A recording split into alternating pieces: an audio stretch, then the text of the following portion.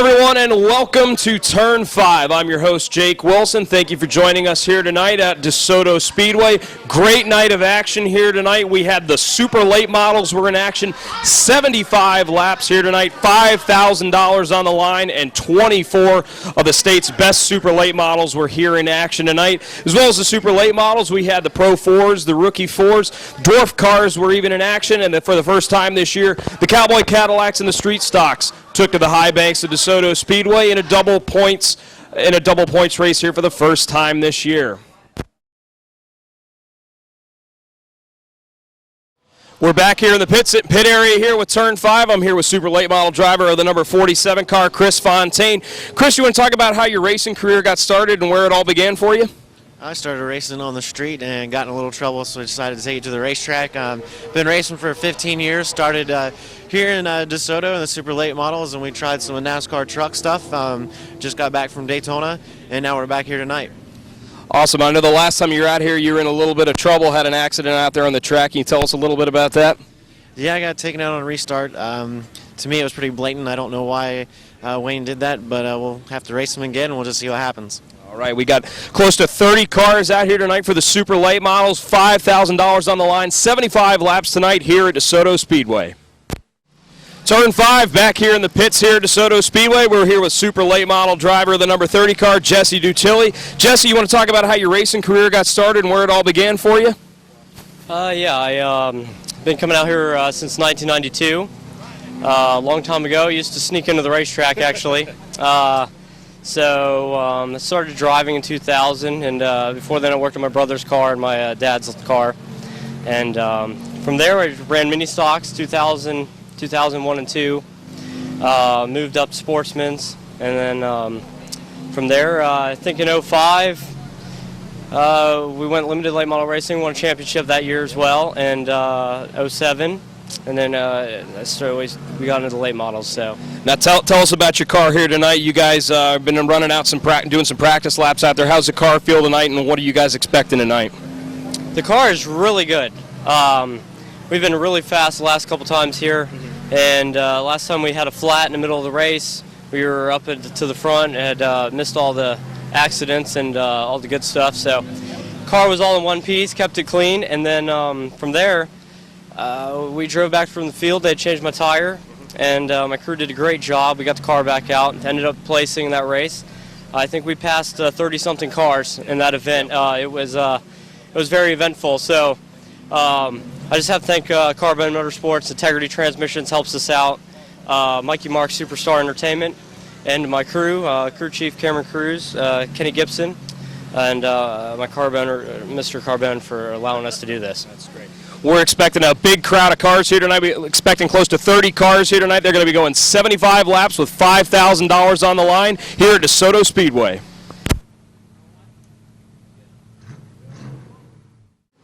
Turn 5 back here in the pits. We're with super late model driver, the number 51 car, Michael Atwell. Michael, you want to talk about where your racing career got started? I started in go-karts, and I ran go-karts for like half a year, and then we quickly moved to quarter midgets. Well, how's the car feeling tonight? You've had a couple practice sessions out here tonight. How's the car feeling for the big race here tonight? The car's pretty good. We were faster last night. It was cooler, so the track wasn't as greasy, but I think we have a good contention of winning or finishing in the top 5. Michael, you want to thank any of your sponsors or anybody that helped you get here tonight?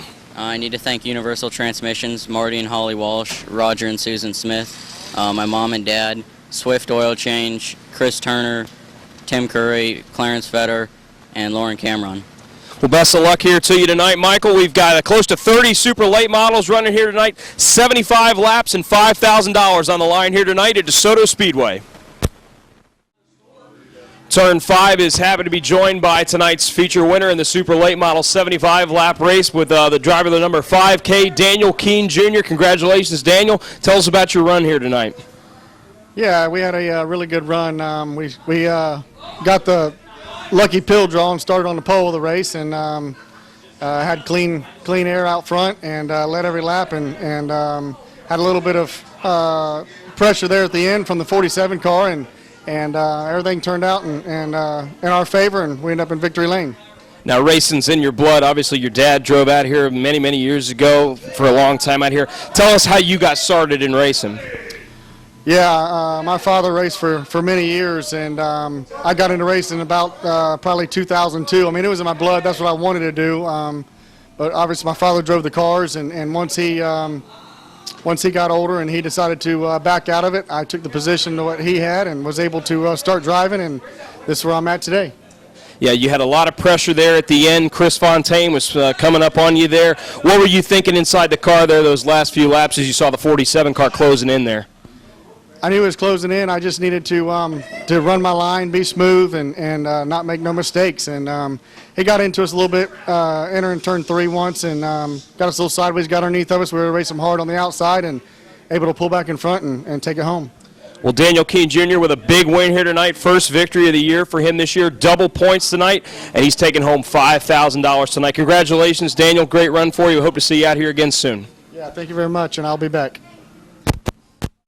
We're here with Chris. He's on our safety team out here at Desoto Speedway. We wanted to ask him a couple of questions and kind of get some feedback from him. Tell us, there's been a lot of incidents out here before. You know, back in the 90s, there was a fire out here involving a driver by the name of Porter. What can you tell us about that fire? That's a good example there. From what I understand, back in the 90s, the safety equipment, of course, wasn't as good as it is now. And I believe that he wasn't wearing gloves at that point back there. And if you watch the video, that you'll see he was stuck underneath a car that had got a punctured fuel cell. And the fuel was pouring down underneath his car. And I'm not sure what ignited it. Doesn't really matter. It ignited while he was under there. And, of course, the first thing that got burnt was his hands. As you look in the video, see the video, the thick black smoke gave him a problem where he couldn't see either, so he was having trouble unbuckling himself. And watching that video, he stays in that car an awful long time with a lot of fire. So a good lesson to take out of that. And I don't know if this happened for this particular fire, but if you're stuck underneath a car like that, don't try and start it. We'd prefer you just to stay right there until we get there and let you know, until we check it out, make sure there's no fuel underneath the car or anything. So, you know. Even more recently, as of last year when we had the TBARA wing sprints out here, driver number 11, Joey Aguilar, he was involved in a very, very bad fire. Flames all throughout the cockpit, and your team, you know, jumped out there quick to respond. What can you tell us about that fire? Well, another good example of how safety equipment has come a long way. He had full gear on. You know, those sprint cars are can be pretty nasty. Full gear on, and from what I understand now, I wasn't here at that time. That was before my time. But full safety gear on. From what I understand, his burns were pretty light for the amount of fire that he was involved in. Go ahead. Yeah. Now tell us about your team. Exactly how many people do you have on your team out here? What kind of training? Any specifics, or what do they have to be, you know, a part of the safety team out here at DeSoto Speedway to keep all our drivers and everyone safe? Right. We're all certified firefighters that work out here. Most of us at this time, most of us work down in Charlotte County. We're also either EMTs or paramedics in our careers. So out here, to be on the team, you have to be a firefighter, paramedic, or EMT. Well, Chris, we thank you so much for your time, and thank you for everything you do out here trying to keep our drivers safe and put on the best possible show we can out here. And thank you so much for joining us here on Turn 5. Tonight we begin our action with the rookie fours. The number 11 car of Zach Rogers picks up the victory as the number 67 car of Jimmy Best retired from the race on lap 2. Another victory there for Zach Rogers this season. Next, the Pro 4s were in action. The 171 car of Dalton Ellis takes the early lead. As we jump to lap 14, leader Dalton Ellis gets into some trouble as he goes through lap traffic. Contact with the 11 car of Zach Rogers ended Ellis's night on the Then it was on the restart that the 05 car of Robbie Robinson inherited the lead and would hold on for the victory.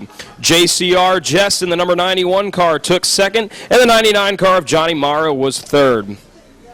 Tonight we have the dwarf cars in action, including 3 cars from Covington, Ohio. The 25 car of Darren Bass jumped out front of Covington, Ohio's number 44, Brandon Bessel. Caution would come out on lap 10 as the number 8 car of Zach Hitchcock, also of Covington, Ohio, would spin, and he would take out our good friend, the Orange Cone.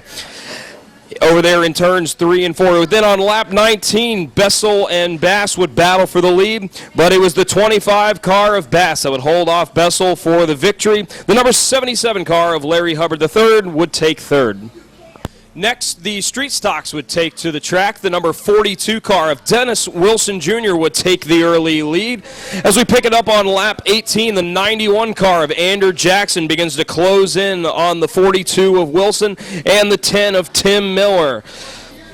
The 10 car of Tim Miller would fight side by side with Jackson in the closing laps, but it was the 42 car of Dennis Wilson Jr. that would hold on for the win, with the 91 of Andrew Jackson finishing second and the number 10 of Tim Miller finishing third. Next, we have the Cowboy Cadillacs in action tonight. The number 80 truck of Richard Nelson would go for the win, leading all 20 laps, with teammates number 8 Mike Berlacki in second and the number 6 Chris Bridges finishing third. And tonight, as I said, for 75 laps, we had the super late models in action. They had $5,000 on the line in double points, so 24 super late models took to the track. The number 30 car of Jesse Dutilli was tonight's fast qualifier, but due to the inversion, was inverted back to 12th. That put the 5K of Daniel Keene Jr. on the pole. Picking up on lap 12, caution would fall as the number 51 car of Michael Atwell gets together with the number 22 of Dusty Cornelius. On the restart, the number 59 car of Jake Perkins would move into the second position. Skipping ahead to lap number 34, number 47, Chris Fontaine moves into the third position, bringing Anthony Sergi and the number 30 car of Jesse Dutilli with him. On lap 46, Chris Fontaine would move into second, passing Jake Perkins. 10 laps later, it was Dutilli and Campy, the number 81 car of Anthony Campy, battling for third. And 3 laps later, Anthony Campy would finally complete the pass of Dutilli. With 10 laps to go, the number 47 car, Chris Fontaine, would close in on Keene Jr., but Daniel Keene Jr. was not to be denied as he would lead all 75 laps and score the victory. Chris Fontaine would finish second. The number 81 of Anthony Campy finished third. Tonight's fast qualifier, number 30, Jesse Dutilli, would finish fourth, and the number 59 car of Jake Perkins would finish fifth.